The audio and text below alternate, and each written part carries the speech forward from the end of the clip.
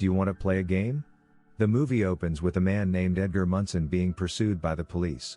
He crashes his car into police cruisers, runs to a rooftop, and grabs a remote trigger. But before pressing the trigger, the police officers hold him at gunpoint, demanding that he surrender. Despite their orders, Edgar adamantly refuses and insists on meeting the head detective. Shortly after, Detective Halloran shows up and questions him about his motives. Edgar explains that he must initiate a game in order to ensure his own survival. Unbeknownst to the police, the timer is counting down, compelling Edgar to activate the trigger. With no other choice, he pulls the trigger, resulting in the officers shooting off his hand along with the remote. Tragically, one of the bullets strikes his chest, causing him to collapse. The scene then cuts to a room where 5 people, Anna, Ryan, Mitch, Carly, and an unconscious man, are chained to a wall with buckets covering their heads. After a short while, a recorded message from a person named John Kramer, also known as Jigsaw, begins to play. Jigsaw explains the rules of the game. Each person must shed their own blood in order to survive, before the chains gradually draw them toward a wall lined with buzzsaws. As the saw blades begin to rotate, the chains connected to each bucket helmet start pulling the captives closer to the perilous wall. Terrified, and with no options left, Anna sacrifices her own body by allowing her arm to be cut. This eventually releases her from the chains. She then urges the others to do the same. Ryan and Mitch follow her example, while Carly, overwhelmed with panic, gets cut from behind. The 5th person remains unconscious and is unable to comprehend what needs to be done, leading to his unfortunate demise. In the next scene, we see a woman going for a jog in the park. She pauses near a crowd gathered by a bridge, and becomes horrified when she notices a lifeless body suspended from it, with a bucket covering his face. Later, the body is taken to the morgue, where forensic pathologists Logan Nelson and Eleanor Boneville examine it. A few moments later, Detective Halloran and his partner Hunt enter the laboratory. The pathologists then carefully remove the bucket helmet from the victim's head, only to make a gruesome discovery. The face has been severed in half, presumably by a buzz saw. You got seeing this? Looks like the work of a buzz saw. In addition, they find a small chip embedded in the victim's neck.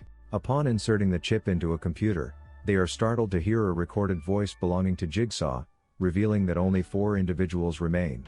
The 4 trapped victims are now confined within a barn, with chains still fastened around their necks. Moments later, a Jigsaw puppet emerges into the room on a tricycle, carrying a sign that reads, "Confess." Confused by the message, the victims begin confessing their minor transgressions. However, their efforts prove futile, as the chains start pulling them towards the gears, positioned in the center of the room. Luckily, Mitch manages to grab a tape located beside the puppet, causing the chain movement to loosen up, and also revealing that the chains are connected to the ceiling. Soon after, 3 syringes descend, each containing identical-looking substances. Upon playing the tape, they are greeted with another recording of Jigsaw, in which he exposes Carly's past misdeed as a purse snatcher, revealing that her actions inadvertently led to the death of an asthmatic woman. Now, to prevent the others from being hanged, Carly must inject herself with one of the 3 needles. One, containing an antidote for a poison within her body. Another, filled with saline solution. And the last one, containing acid. Carly notices that one of the needles bears the number 3.53, which matches the precise amount she stole from the deceased asthmatic woman. Suddenly, the chains begin pulling the 4 individuals upward, constricting their airflow. Ryan implores Carly to make a choice, but her refusal forces him to stab all 3 needles into her neck. The action frees them from the chains, but tragically results in Carly experiencing a painful and fatal demise. In the aftermath, Detective Halloran discovers Carly's lifeless body outside a building, with her face disfigured by the corrosive effects of acid. Logan and Eleanor examine the body, and discover another jigsaw-shaped flesh chunk missing. This revelation leads them to suspect that John Kramer, the original Jigsaw killer, may still be alive. And for those of you who haven't watched the Saw franchise, he died in the 3rd part. So, the police commissioner insists on exhuming John's body from the cemetery as proof of his demise. Hunt takes charge of this task, and upon opening the coffin, he shockingly discovers Edgar's lifeless body inside. Apparently, someone kidnapped him from the hospital and brought him here. Back at the Death Trap farm, the remaining 3 victims come to realize that they have been brought together due to their past wrongdoings. As a result, Ryan confesses that he cheated on his wife, while Mitch admits to selling a faulty bike to a young man who later died in an accident. However, Anna asserts her innocence, explaining that her husband unknowingly rolled over their sleeping baby, resulting in the tragic smothering of their child. As they proceed to the next task, Ryan attempts to exit through a door marked with a no exit sign. but this action causes his foot to become ensnared in razor-sharp wires concealed beneath the floorboards. Mitch and Anna rush to his aid and discover another tape hidden beneath the floor.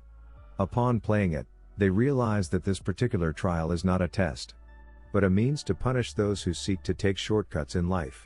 After this, Mitch and Anna begin searching for an escape route, but find themselves ensnared in a silo, consisting of a television screen.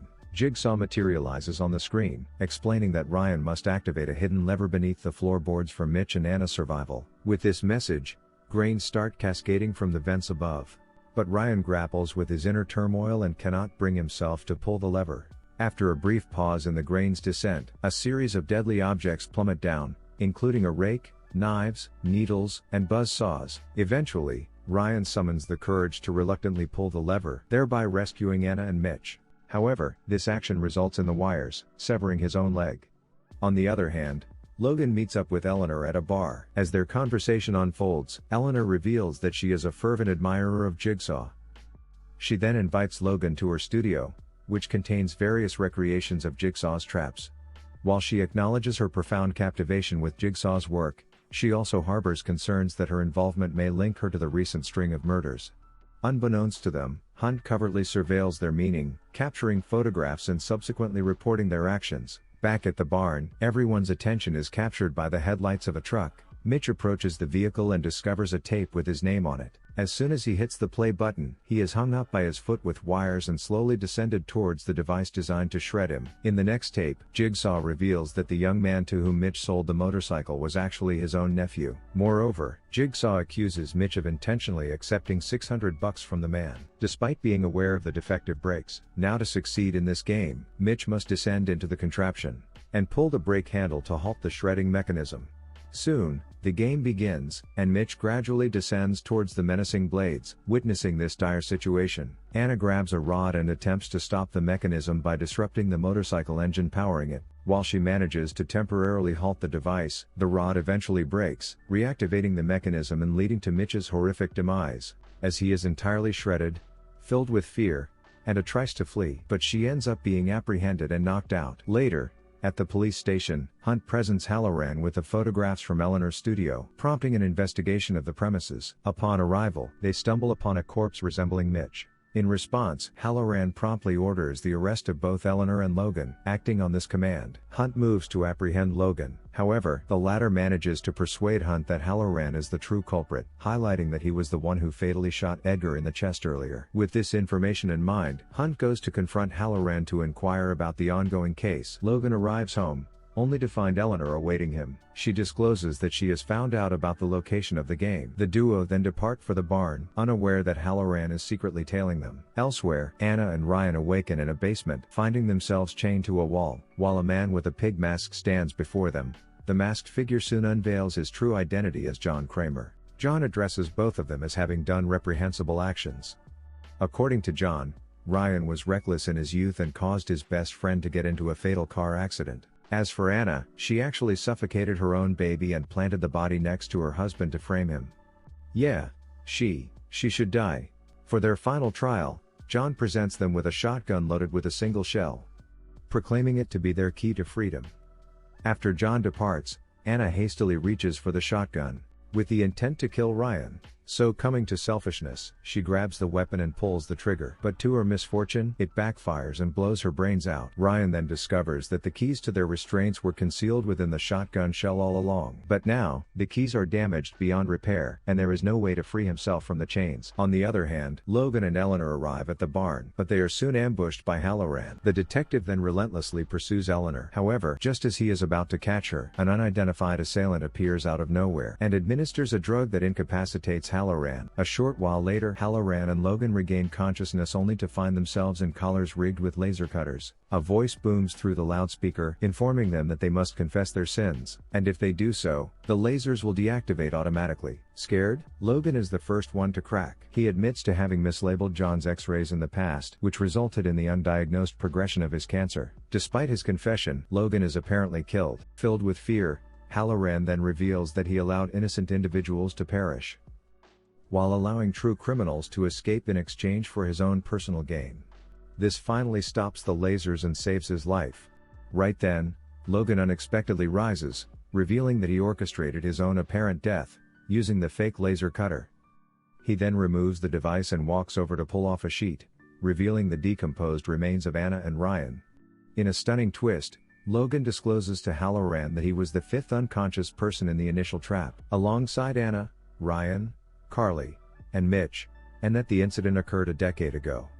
This revelation reshapes the entire film as a partial prequel. Logan further explains that John spared his life knowing he made a simple mistake, unlike others, and recruited him as an apprentice to continue his legacy after his passing. From that moment onward, Logan pledged to carry on John's legacy of retribution against the guilty. Moreover, Logan unveils that he captured Halloran as he had been a very corrupt cop. He also reveals that he recreated the barn games, using other criminals that Halloran had let go as his victims. It is also unveiled that Logan was the one who shot Edgar in the chest. Now, with Halloran's confession captured on record, Logan reactivates to collar, resulting in the severing of Halloran's head, ultimately bringing an end to the Jigsaw. Do subscribe Cam Recaps for more such amazing movies.